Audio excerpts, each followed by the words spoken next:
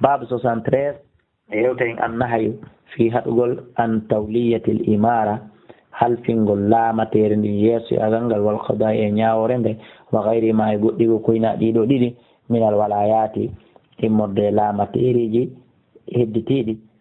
haɗugol jonnugol ɗum liman sa ala wonan ɗo landiɗo jippiri fiyo hendu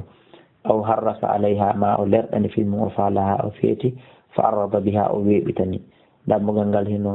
yewta en fi haɗegol jonnugol ɓeɗo ardagol ngol. وعن أبي موسى الأشعري رضي الله عنه قال إذا دخلت منات على النبي كان نبي صلى الله عليه وسلم أنا من ورجلان ورجلين من بني أمي مردي ببامه فقال هذا ما قلنا بي يا رسول الله أمرنا لم من على بعض ما والله الله يدو قال لم من معكم عز وجل تدرتونه وقال الآخر أيكدي مثل ذلك صفر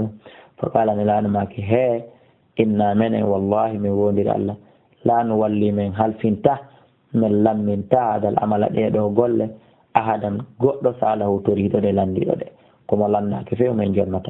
أو أحدا ما دون قد هرس عليه لرمان دي حبتني في محافظتي متفق عليه harayko ɗon ko darsu meɗen on gasi